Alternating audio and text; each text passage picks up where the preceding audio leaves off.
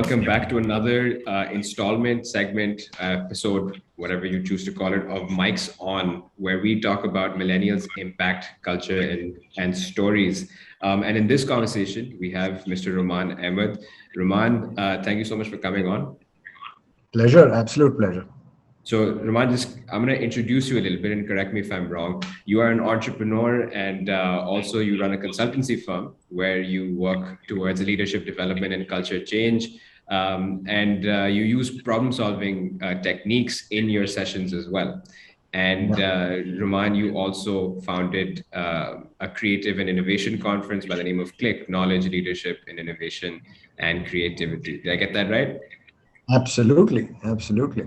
Awesome, great. So, Rumman, what we want to talk about a little bit is basically over the past many years, and even now, because we're still in a pandemic, just what you've observed around, generation gaps, how the workforce has evolved, also, and certain areas which have gotten more and more attention, and the importance for them has been heightened around such as storytelling as well.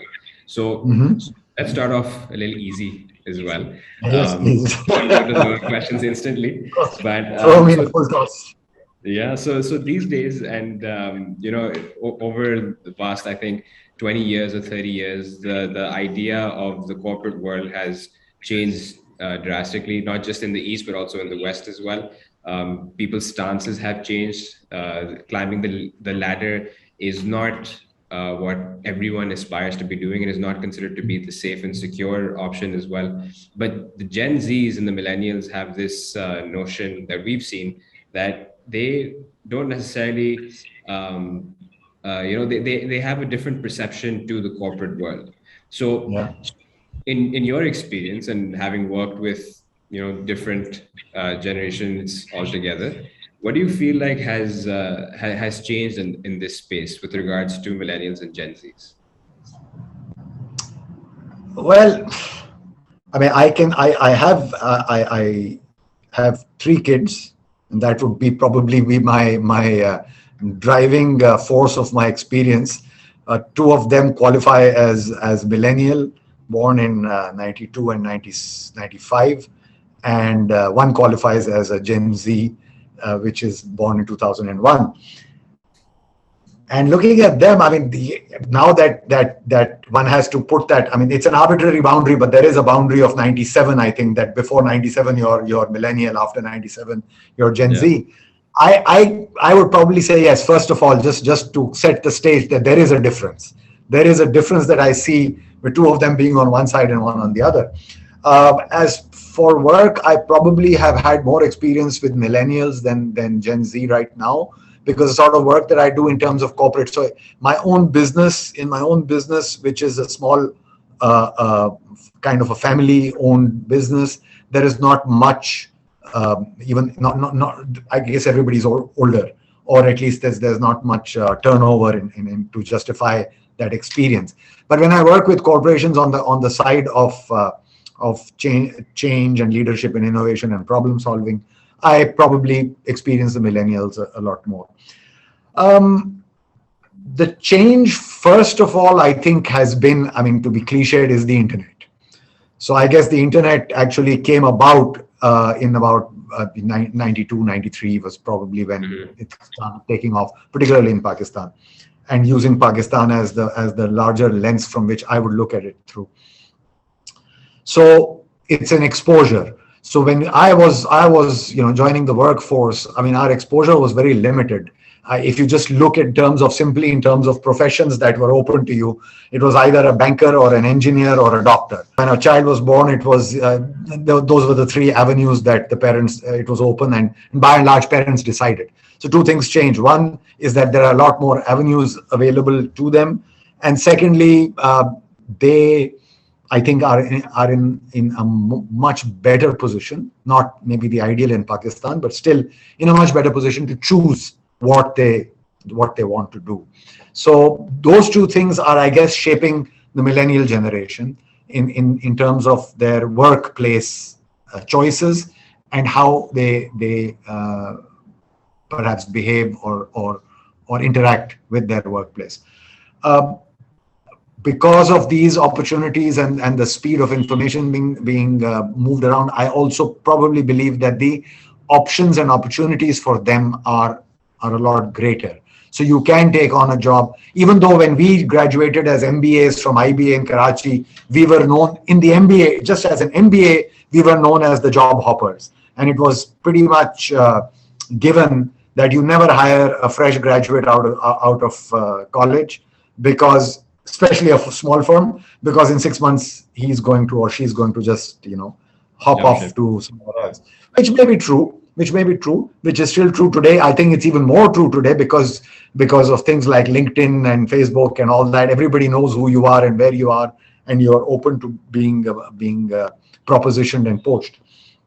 So yeah, so they do have that. Plus, I guess along with that comes with a further sense of entitlement, because there would be people chasing you around. You are visible. You have your following, and you may be doing things that are off office time, which kind of you become an influencer, so to speak, in some way or the other, and that is shaping your personality.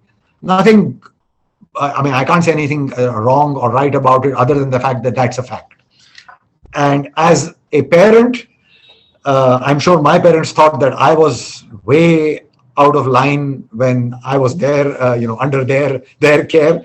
Is the same thing. We think of all our children being out of line as well, and so life will go on. It's good to see that the sentiment still stays the same, regardless of which generation comes along, right? Yeah. It's always the same. Hum Yeah, achhe hain, but these guys just don't know they what just the hell don't they're get doing. it. Yeah, fair. So, let's focus a little bit around Gen Z. So your youngest one. What do you feel? So interestingly, in the West, you will notice that Gen Zs actually are very open with the idea of joining these big corporate firms because they want to create an impact. The millennials Mhm. somehow create this wave of fighting the corporate world because they want to create impact. The Gen Zs have accepted that they kind of have to join forces with them to generate that impact. But in the East, in Pakistan in particular, do you feel that with Gen Z's mindset and approach towards being impact driven and creating results that are announceable, that somehow affects their decision making or about what they choose to be doing or about the workspace as a whole? Definitely, I think yeah. The point about impact, I would probably go out on a limb and say it's also the millennials. I mean, they are also to an extent impact driven. Uh, this is new. This is absolute news to me that if in the West they are willing to join large corporations in order to make that impact, well, that I would I would be surprised. I mean, I'm surprised. But in any case, that's not the issue. Um, how I mean, one of the biggest differences between millennials and Gen Z is, I mean, I look at it from a three generations of telephone kind of. Uh, we are the ones who are familiar with the rotary dial telephone. In fact, from the rotary dial, moving over into a touch tone dial. I mean, when touch tone originally came and you could actually do a 1516 hash and somebody would understand something at the other end, was like a huge technology advance for us. Millennials are more who were used to touch tone phones, rotary phones, as well as mobile phones. But the Gen Z itself is now, that's it. That's their world. I mean, I think ever since my youngest son has been born, there's never been a telephone in my house, even though Mhm. I still have a supposedly a landline connection, which I'm paying every month for. There is no phone, and I find it actually quite surprising. So from our generation's perspective, unless you were reading a book or you were sitting at a desk and you had a pen and paper in front of you, you were not learning anything. So the barometer that I use for whether my kids are studying or not, or learning anything at least, is if they have a book. None of my kids has reads a book, and the youngest, but when I poll them for some kind of general knowledge, I find that their general knowledge is pretty amazing. Mhm. And where they're getting their information from is all the sound bites that they hear on on Facebook video or YouTube or whatever, Snapchat or whatever, Instagram, whatever their sources of information are. But suddenly, the whole way that they are learning and looking at the world is now changing from reading a New York Times article and or a Dawn article and sitting in the morning and spending an hour reading a newspaper to getting a soundbite, which is good and bad. Some things are great as sound bites or as 2-minute videos, and you can learn some stuff. Whether it could be the spawning habits of the blue whale or something like that. But there is some of the stuff which is becoming, in my opinion, quite evil, and particularly the Gen Z generation is actually being now used by vested interests because they know that the sound bite, if it sounds halfway logical, is going to appeal to them. And things like climate change, things like health and wellness, things like what else? I mean, even religion and politics and things. These are being fed, I believe, by some vested interests, and creating this whole new generation of people who perhaps part of the reasons for making the change is this, wanting to make a change. My question is, are they heading in the right direction with that change? So are you subscribing to the information that is not real information and heading out to make a change where none is required, or are you actually doing good? That would be a big question to answer, as to what direction are they going in. Fair. But if we were to take that notion forward, right? Just based on your thoughts, how do you think that change could be made positively as well?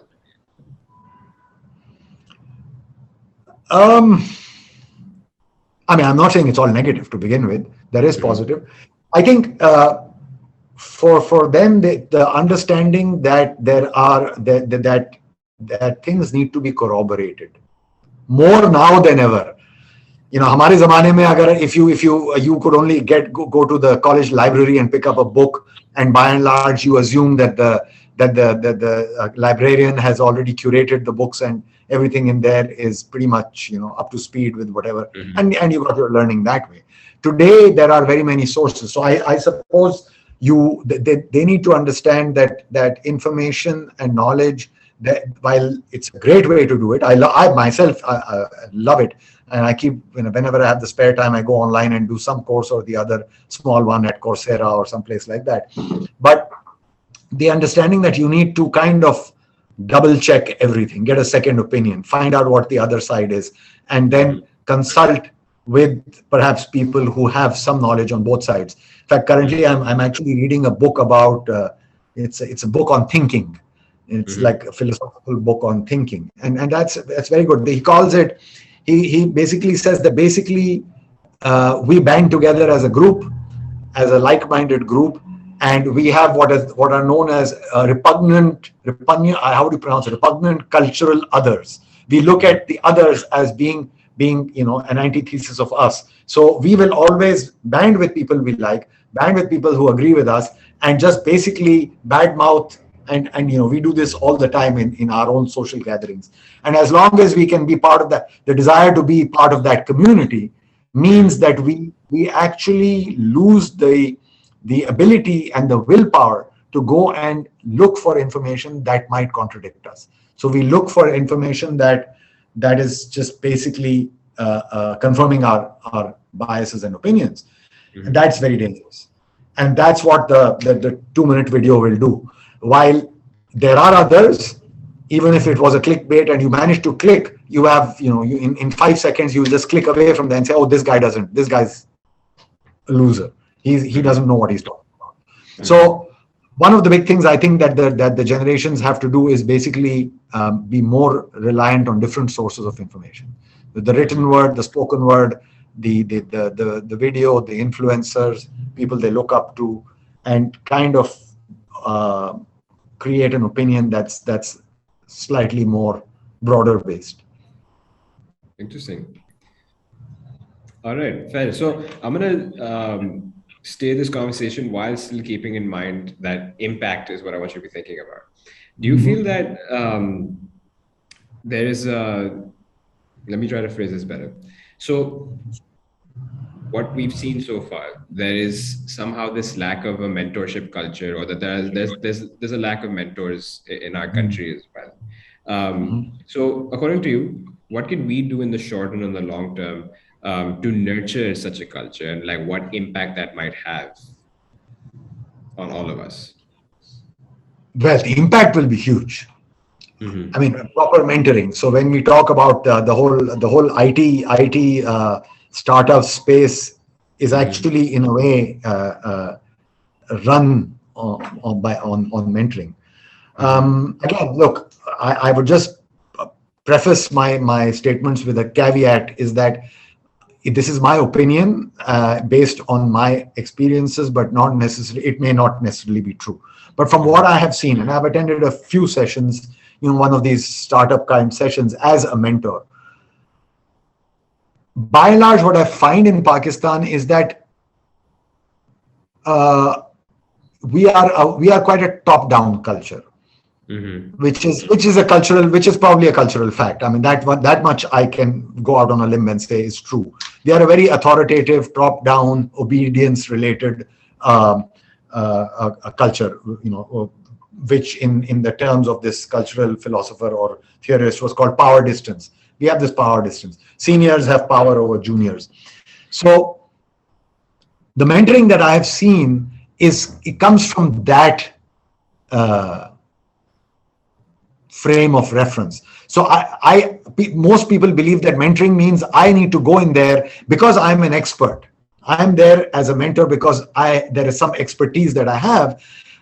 I have to go and show my expertise by criticizing somebody's idea.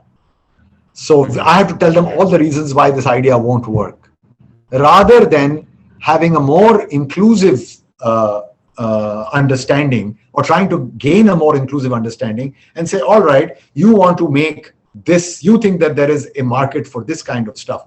Tell me your side of the story. How did you find this? What is your motivator?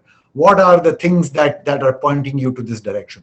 And then gradually leading them into understanding how to get market size, and whether what they need to do to get it to an MVP state, so to speak. What would it take to gain market? What they think the market size is. Letting them do the work without telling them that, I'm sorry, that's a pretty sucky idea, because Mm-hmm. there are 200 million people and 70% are below the poverty level, and fala, and SECCA is this, and SECCA earns so much. So you're talking about a market of 1,000 people and your product won't work. Let them come to that conclusion. Feeding a man a fish versus teaching him how to fish. So you're basically teaching them how to fish. It may still be a lousy idea. It may still be an unworkable idea, but at least you've given them the tool that when they come up with the next idea, they can do it without your presence. That is mentoring, teaching somebody the skills to do something.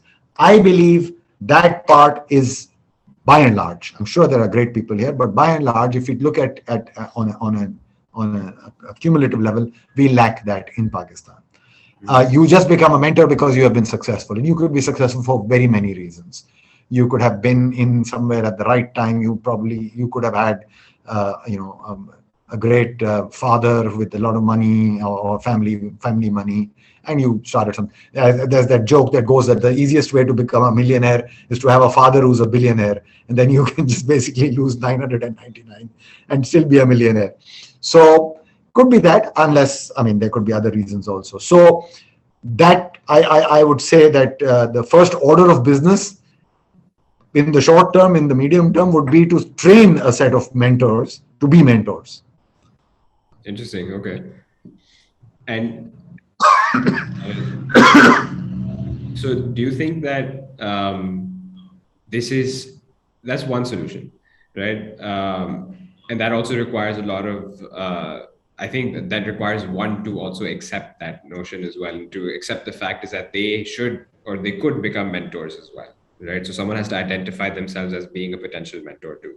But do you feel like that this problem would be solved over time also, and is on the track of being solved, or do you feel like um, this this somewhat ignorance towards the need for mentorship, or the act of mentorship is just going to be here for the next 20, 30 years, considering that those who are in power right now, those who are controlling the industries, those who are in the leadership positions are still also still have that kind of lifespan ahead?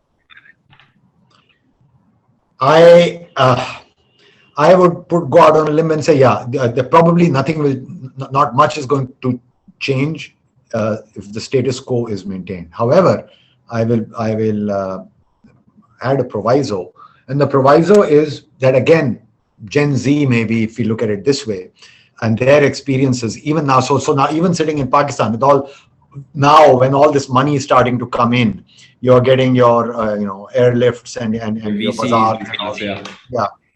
Yeah, they will probably bring in the culture and lead by example, so that when these people become older and if they decide and richer and create these successful businesses, and then when they come back down to uh, being trying to give back, they may go back to that time and say, look, this chap who came from the US, the way he treated me, I never got that treatment in Pakistan per se, and hence that's probably the right way to go. And I'll give you a simple example. I've studied in two places, in two different generations of my life.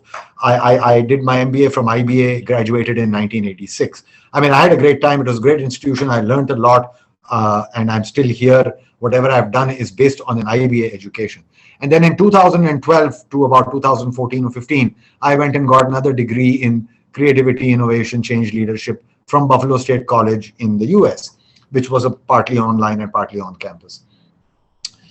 But what immediately struck me about the education, the differences in the education system, was that over there it was just an amazing, inclusive system of teaching based on equality and understanding and openness and listening to even, because they were professors. Okay, I was old, I was 48 years old, but still, they were still professors. There were still people there with PhDs in the field that I was just entering.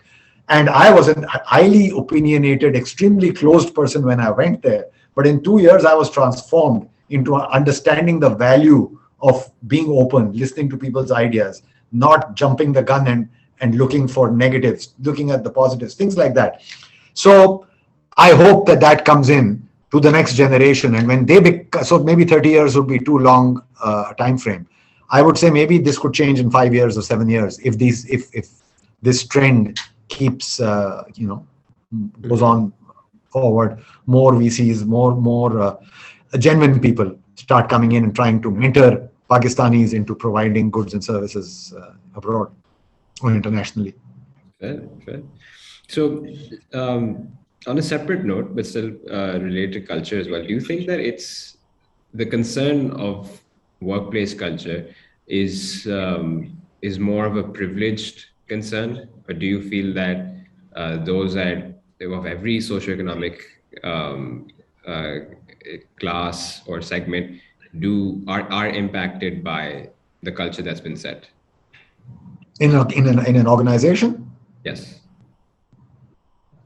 Yeah, everybody's impacted. So to kind of maybe debunk the class thing is, I think I don't remember exactly. One of the best definitions of culture that I've read is values shared by people who grew up in the same forest. So it's a set of values that what you grew up with. So we are all growing up.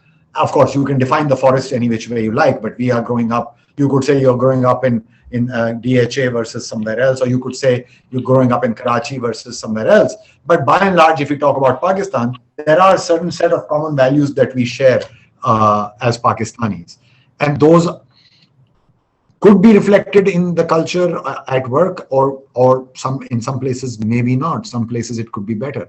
So there's a Dutch scientist by the name of Geert Hofstede who did this study on culture, who tried to kind of quantify and use a scientific approach to culture. And he used to work for IBM, and he sent out 105,000, I think this was in the 60s or 70s, 105,000 questionnaires to people across the world, and to IBM employees across the world, and tried to determine culture. So using that, he originally came up with 4 dimensions of culture, and then two more were added later on. I'm sorry, I probably don't remember all of them, but the one that I remember very well is called power distance, because power distance is very, very, very clearly applicable to Pakistan, is where people on a higher level, socially, experience-wise, are dominant over people who are at a lower level. Then there is individual versus collective. So individual versus cultures could be individualistic or they could be collective. We are more of a collective culture. So हमारी काफी कुछ काम जो होता है वो बिरादरी, family, for collective groups, we are bound by that. We will not do something because no, my parents won't like it or it will harm my collective neighborhood. So the tribal culture and all that, that's based on this biradari. Then there was masculine versus feminine. Pakistan rates somewhere in the middle. I'm also not very clear what that measures. And then I always forget one. So there's individual, collective, masculine, feminine, power distance, and there is one more, and then two more. Bahral. So when you look at that, and then you try to go into a corporation, you find that a lot of it is there. Right? There is a lot of power distance is always there. So you grow up and you face it everywhere. You start when you are born. After you're born, your parents will decide, of course, they decide everywhere which school you go to. But then they will decide in class 8 or 9 in Pakistan, when you have to make a choice between science and commerce and all those things, they will decide which field you take. They used to, not probably less now. They will decide, which university you go to. They will decide who you marry, when you marry. To some in a larger context, you will decide when you have your child, where you live, and blah blah blah. When a person like this joins a job, his or her ability to take decisions is quite, decisions by themselves are quite rudimentary. Again, I'm making a generalization. So when you come into a job, this is what we hear all the time. यार ये कुछ काम खुद से तो करता नहीं है. जब तक किसी को बताओ नहीं, he's not going to do it. So me as the boss will bring that to office as well. And I will just tell people what to do and stifle their individuality, stifle their creativity, stifle any new ideas that would come about. And I find this in my work, because when I go into companies and I try to work with them, this is again more or less across the board. You give them a topic such as something very frivolous, like you have invented a glass that can fly. Now tell me something about it. Because that's the way to get you to put your creativity out without feeling judged, because there is no glass that can fly. Hence, you can say whatever you like and it's right. But what I find is that in a group of people, by and large, the ideas that come out, that nobody is going off the wall. They're just, it's a pretty narrow band. And that comes from the fact that because your ideas are generally again, are pretty much stifled. Anytime you put out an idea, there'll be some, going back to your mentorship thing, there'll be some mentor over there who's seen as an expert say, that's rubbish. It's been tried. It's never going to work. Right? But if that was the case, you would never have an Uber, you would never have a Careem, you would never have an Airbnb, or even a lot of the smaller ones, I remember the time when I started watching education videos online. It was because of my elder son, born in 92. He told me about a site, I forget the name as well, where all they were doing was universities like Harvard and Stanford and all were just recording their lectures and putting them online.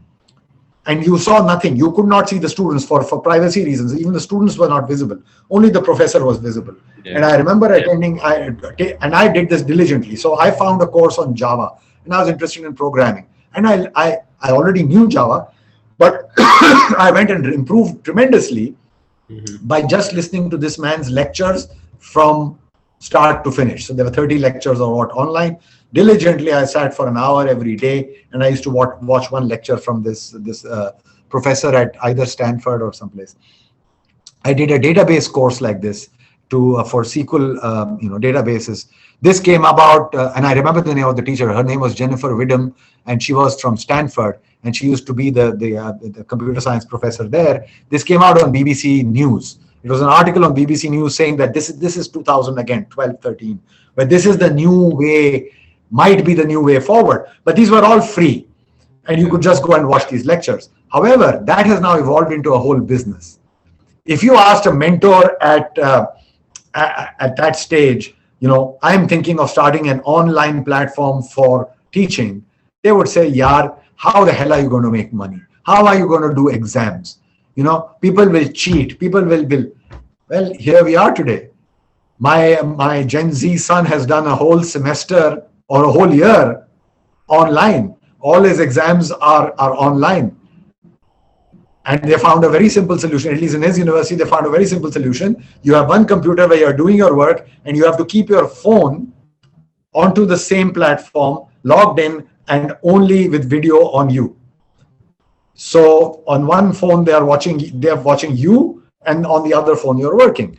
So you know whether the guy is Googling something and trying to get the answer, or is he actually doing calculations and working on his paper. Yes, the system will be open to abuse.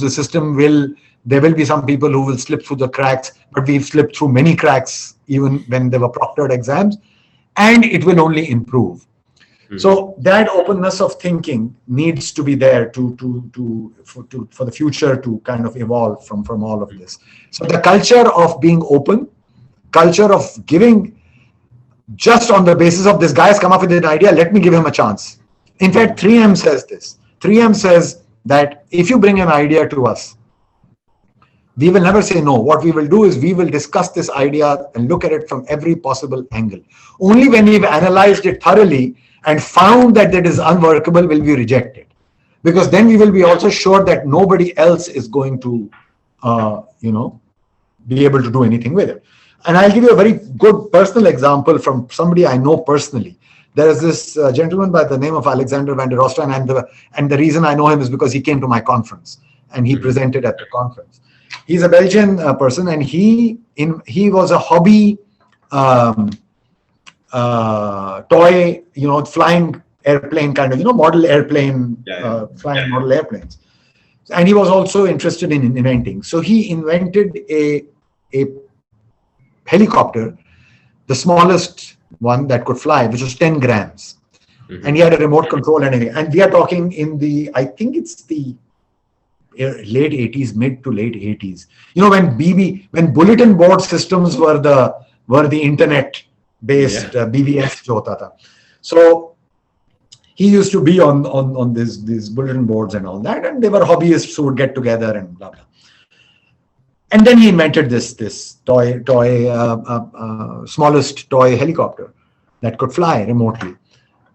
And he went to Nuremberg for the toy fair. So Nuremberg used to have the largest toy fair in the world, and he went there. And one of the largest toy companies was Mattel. And he had no appointments, he had nothing. And he walked over to the Mattel booth, and he said, look, here's my name, and here's my card, and I would like to meet somebody to discuss a product I have.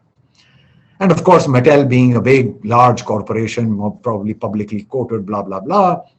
And they said, do you have an appointment? I said, sorry, I have no appointment. I'm sorry, we can't. You either take an appointment or we have. Okay, he walked away. He walked down the booths, and there was a Chinese company called Skylight Toys, I think, based out of Hong Kong. Same thing, walked in there and said, look, I have a toy. And the lady at the reception said, oh, okay, hold on a minute. And she took him and seated him in a coat closet, because that was the only room that was available. All the other rooms were taken with appointments, of course. So she seated him in the coat closet, and he was waiting there. Two people walk in, one older gentleman, one younger guy, and they sit and say, okay, what do you have? He says, well, I have this helicopter, blah, blah, blah, and showed it to them, and he was explaining to them. And suddenly the young kid turns out and says, are you Alexander? So he says, yes, I just introduced myself. I'm Alexander. He says, oh, yes, I know. I've been following you on the bulletin board, and I've seen you over there. Now I know. Yes, you've got. He had a very nice video of the thing taking off from his foot to show the size and the weight. Yeah. It was taking off. Yeah, I know. Turns out that the people who actually came to meet him were the owner and his son. This young guy was the son of the owner. They owned the company. That was the level of openness. There's a guy sitting out there with no appointment, but he has a product. Let's go check it out. Immediately there and then they signed a contract with him. That toy, before the drones and all that, that toy became the single largest flying toy to be sold in the world. It was called the Pico Z, I think. And why? Because somebody gave it a chance. Somebody said, let's see. I mean, what are we going to lose?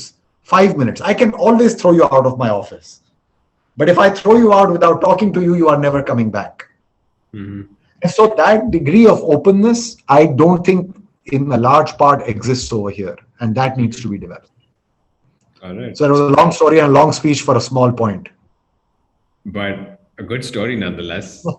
Yeah. And so just to wrap up the segment on culture itself, three things you love about Pakistani culture, three things you hate about I was dreading that question. That is going to be one.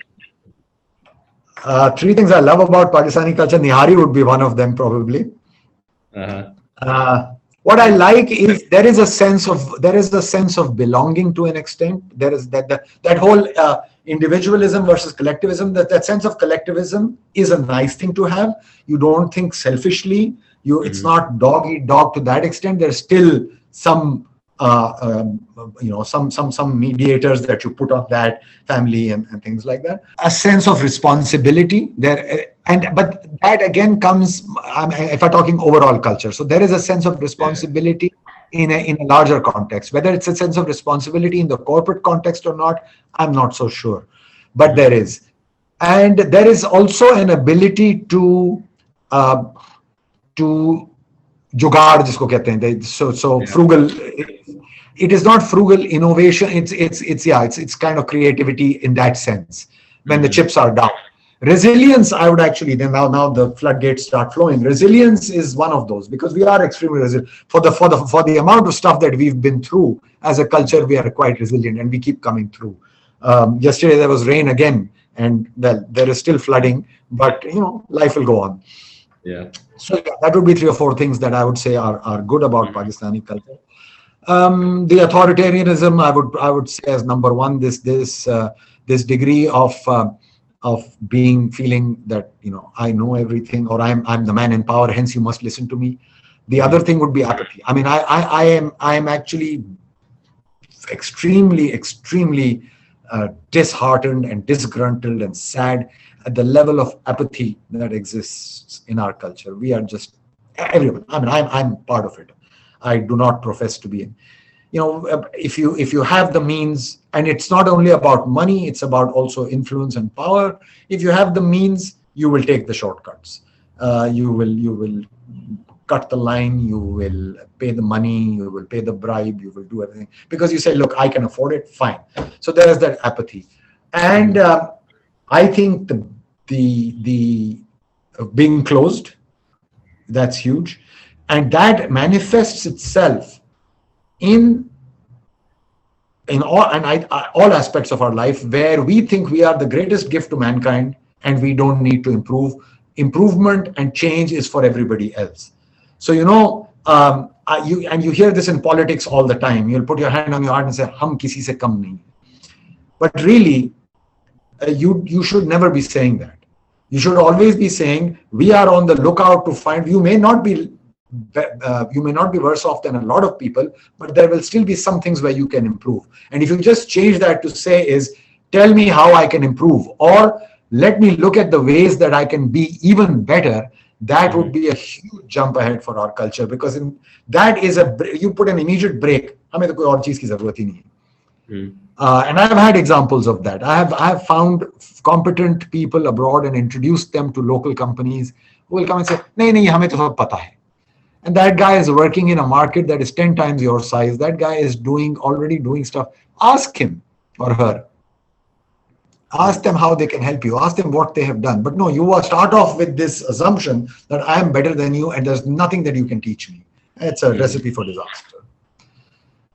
So then after a bit of a hiccup, I did manage 3 in each category. Yeah. And this actually gets me to think about, you used to teach at IBA as well, right? Yes, long ago. It's obviously almost 10 years ago now. So with your stint over there, and also understanding how local universities work as well, do you think that this is something that the universities could be influencing in any way to improve the culture?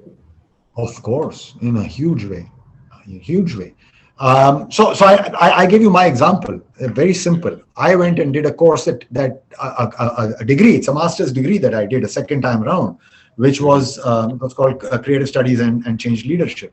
And what I learned over there, in the first 40 hours, the first course that I attended, it was game changing, because you were suddenly equipped with these tools and techniques that I'm using even today. And what I find is that just by using those simple tools, I'm able, as a facilitator. So when I do but on the consulting part of the work, it's about helping companies find strategy, vision, mission, solve problems, whether it's entering new markets or designing new products. Now, as an individual, I cannot go into a multi-million-dollar company and actually give them uh, ideas and thoughts on what product they should create, what markets they should enter. But as an independent facilitator, and that's what I do, and that's where the power lies.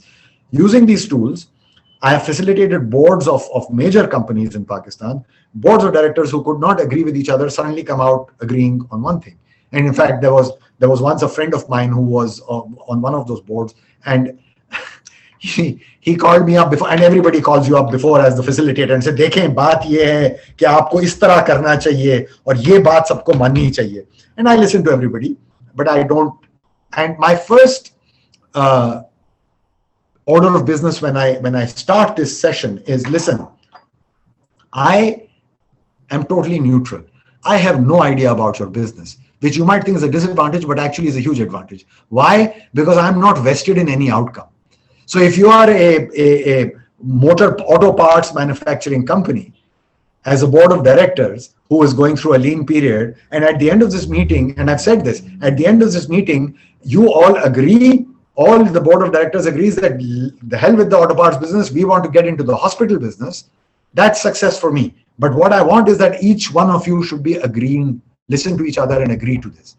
So that's the level of my impartiality in the situation. That immediately makes a difference, because what happens in a normal meeting is that there is a leader of the meeting, or perceived leader, opinion leader, or leader by designation, who comes in with an agenda, right or wrong. I'm not saying that it has any ulterior motive, but would come in with ye hona chahiye, and will guide everybody to that without. And a lot of times people will end up saying, "Acha, theek hai na, jab 2 ghante ho gaye hain, chalo bas, let's wrap it up. Agree to what he's saying." And when you have somebody who's not interested, and you speak to me, you want to say something bad to Asad, you don't say it to Asad, you say it to me. I will then, get Asad's view on that. Immediately changes. That is something that I learned. That is not something that was inborn in me. And in fact, it was very different before this. So teaching something like that in schools and colleges, teaching them to be open. And I have experiences and I have stories of people who have actually gone and applied that the next day, because they're very simple tools. It's nothing complicated. I mean, one simple thing that I tell everybody is, when somebody says something to you, even if it's your child asking for an ice cream, and your instant reaction is to say no or not now, don't. Take a deep breath. Very cliched, but take a deep breath. Mm-hmm. Give it half a minute. Think it over and then answer. And you will find that whatever comes out of your mouth is going to be substantially different, which is actually that book that I was talking to you about, Reading on Thinking. One of their solutions is this: give it 5 minutes. If you're quick to make a judgment, stop, give it 5 minutes. Which is not to say that at the end of 5 minutes you will come up with a different judgment. You may still think that this person is useless or doesn't know or the idea is bad, but you will go through that 3M process and say, at least I gave it 5 minutes. And after 5 minutes, if I still think this way, maybe I'm right. But the initial reaction is tempered by many things: your own moral judgments, your own cultural judgments, your own stage in life, midlife crisis versus Gen Z, whatever, your own interactions of the morning or the night before. You had a fight with your spouse, your child was caught doing something that he shouldn't have been, your best friend is in jail, whatever. Everything influences those reactions. So stepping back, taking a moment, then answering. And that is something that can be taught very easily. And I would say that, I've tried in places I can't even remember, is that, let's do a course like this. But here's the apathy. Here's a little story about an apathy. One of the very respected, and I still have great respect for them, non-governmental organizations in Pakistan, homegrown, local one. My professor in the US proposed, because he wanted to do something in Pakistan, and he said, look, him and a colleague would give of their time, come here and teach these people. It was an educational institution. They would teach their teachers what they taught me, because it applies as much to a high schooler as much as to a grade 6 as it does to a corporate leader. So when I went, and I was the conduit to make the proposal, when I went and made the proposal, they said, yes, please tell us. I said, look, the way it will work is, you come, I will organize a session for you to show you what we can do for kids. And then I will take you through it as a child, as experiential learning. Then you can make up your mind and do it. They came to me, and unfortunately it was Ramzan, so they only had from 9 o'clock to 1 o'clock. So they came from 9, sat for 4 hours. I ran them through the process. I took their feedback, and they said, you know what, we had a great time. This is great process, but you know what, 4 hours is too little for it. I said, yes, I told you, this was a 40-hour course that I did. I am giving you a flavor. If you want to stay till the end of the day, you can, but it's Ramzan and your bus, they had a bus going back. The bus is leaving, so but you understand what the process is. They said, you know what they came up with? They said, हमारा अक्टूबर में अब वो teacher training course हो रहा है, हम आपको आधा घंटा दे सकते हैं उसमें, to teach this whole philosophy that you did not understand in 4 hours. I'm being given half an hour to teach. What do I say to that? And not me. I'm not teaching this. There's a PhD from the US who's willing to give of his time. That guy went off to Myanmar because he had another student in Myanmar, and that guy put him off took him there, and he started doing similar stuff over there. So this level बात यही है ना कि हमें क्या सिखा लेंगे ये, या हमारी knowledge है ABC 1 2 3, बस इसके अलावा there is no other way to teach, and we are not open to listening. That's the problem. And colleges and universities can make a huge difference. All right. So there's a few questions left. We're going to race through it. I don't want to take up too much of your time.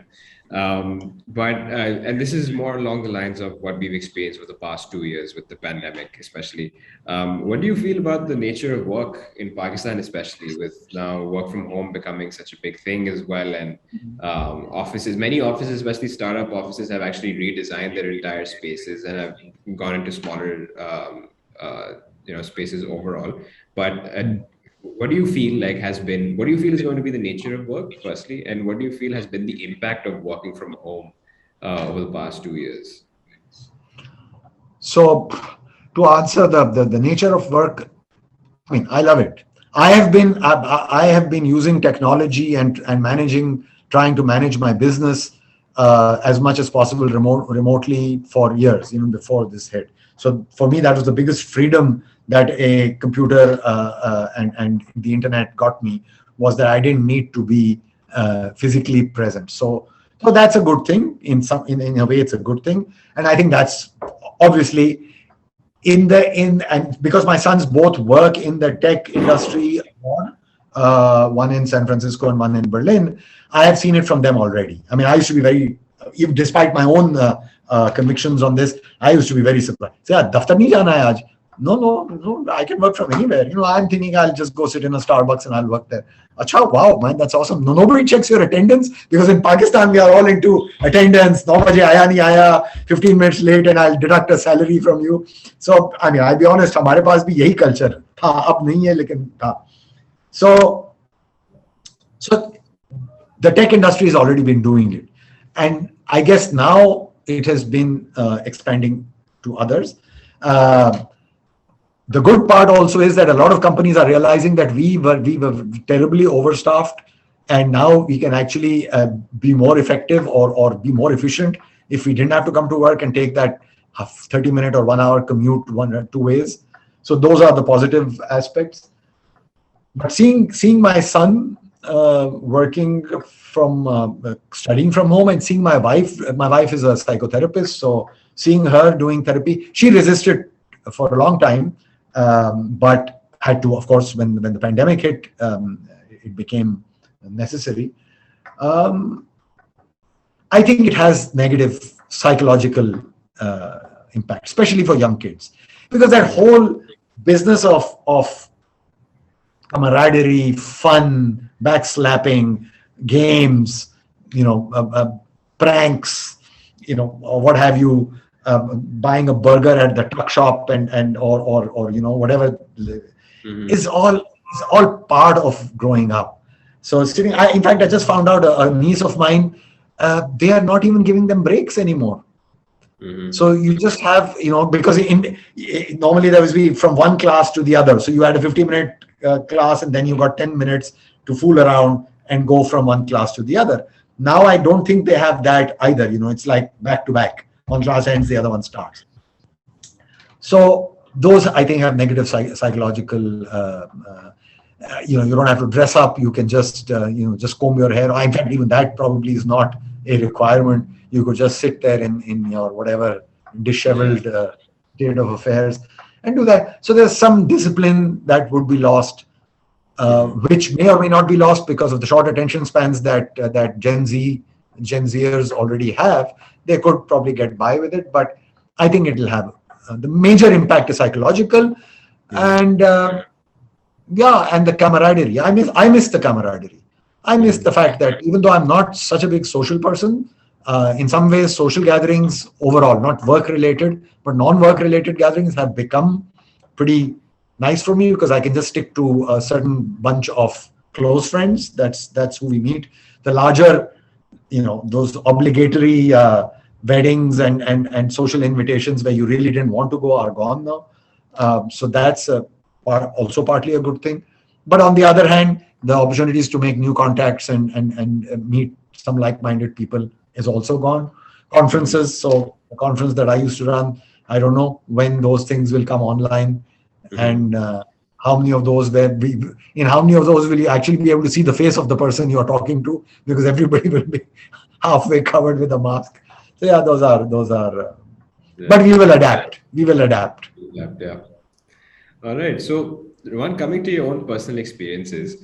Um, so, what kind of, and because the S in Mike's on this year is stories. So, firstly, what kind of stories are you inspired by, and what do you feel that others need to be sharing? What stories do others need to be sharing to encourage those around them? Look, stories. I'm inspired by personally. I'm inspired by off the wall stories.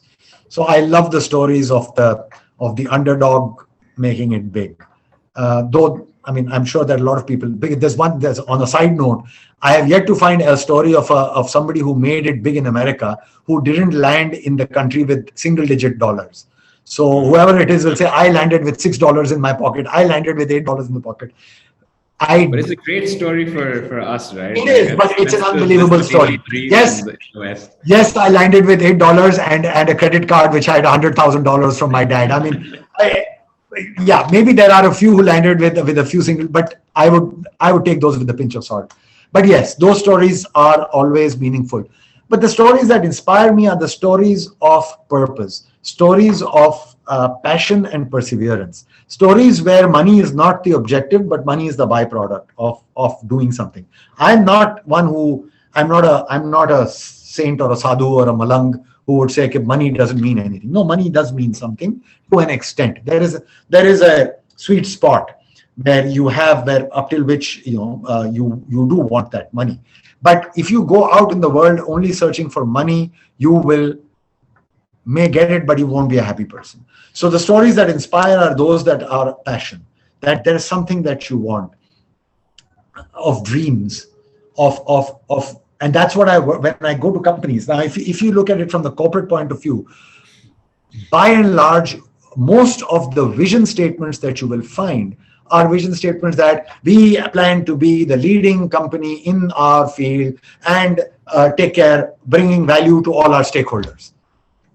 You just kind of regurgitate this in 20 different ways, and you will find the vision of most companies.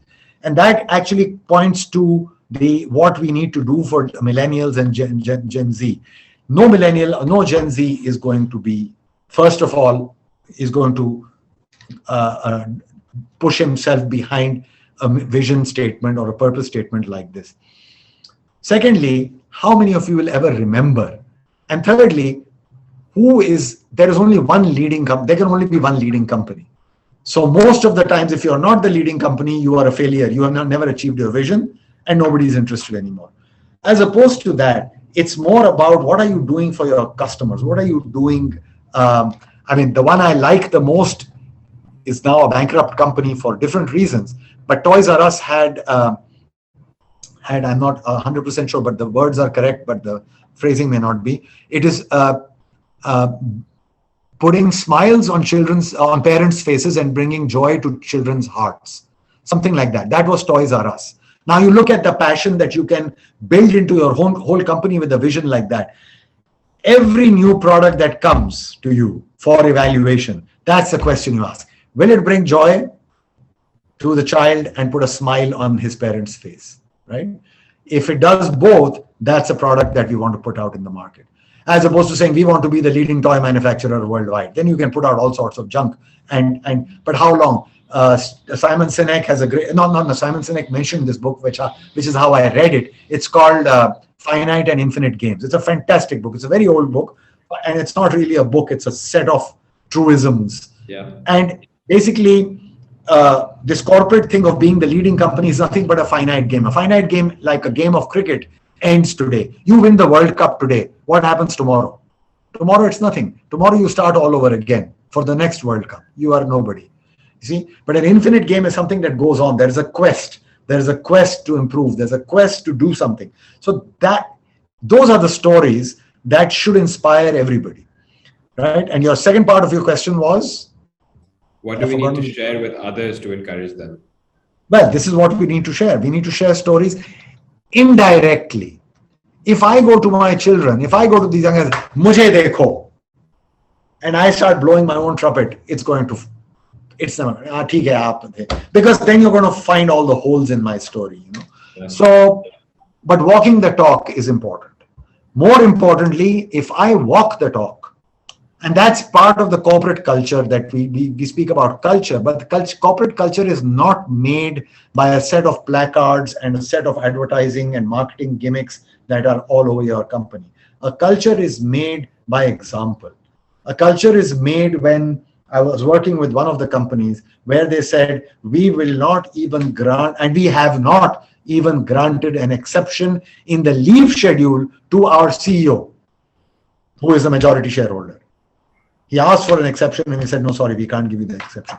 That is a culture. That's where cultures are built. And those are the stories to tell. Mm-hmm. Well, firstly, this was great because I'm a big Simon Sinek fan, so I got all of it. I know we're great. so I just wanted to share that. But as a final question for you, Rumman, sorry, this is going a bit overboard, but based on your past experiences, based on whatever you've been through, whatever you've seen, whatever you've experienced, do you feel that obsession is integral for success? Obsession, I would, as a word, it has positive connotations, but also has negative connotations. Drive and passion. So drive and passion would be, I would substitute that. Yes. Yeah. I would actually say, to go back to the previous point, it's that vision, it's that purpose. It's a purpose. And setting that purpose, thinking beyond the point that you can actually see, the future that you can see into. So most people will be able to tell you 1 year, 2 years into the future what the status is going to be, kind of extrapolating the past. No, for me, the purpose and the vision has to go beyond that, has to go 10 years, 15 years. And so it starts with that. Then how do you ingrain that into yourself? The passion and the obsession will come by itself. The drive will come by itself if it is meaningful to you, and you have said that. And just without naming things, but I am now sitting, and I now experience both. Why I have been asking people to have longer term visions, because I'm now experiencing that personally. It's a personal anecdote. I had set myself a vision 25 years ago. 25 years ago, I set myself a goal, and last month I achieved it. But there were two things to it. I set myself a goal, but I didn't just keep it internal. I spoke to everybody about it. You probably even know about it. So I've spoken to everybody about this is what I want to do. This is how I want to retire. It was related to moving towards retirement. So the positive thing is, it took me 25 years, but it drove me. I was, so whether willingly or knowingly or unknowingly, the decisions that I have made in my life, whenever I was faced with a fork, I would say, without even reference back to my own purpose, I probably took the path that took me closer to this goal rather than going away from it. That's the positive side of it. Negative side, and why we don't want short-term visions. Because I actually, in the last 1 month, I've been going through this angst saying, okay, now I have achieved it. Now what? Now what am I living for? Because I've done it. I can go to the world and I can say, hey guys, I've been talking about it for 25 years. Well, here's proof that I've done it. But now what? So either you reinvent yourself or you find something else. And now I need to kind of deliberately work and say, this is how I'm going to move forward for the next 10 years or 15 years. So for everybody, I say, find that purpose.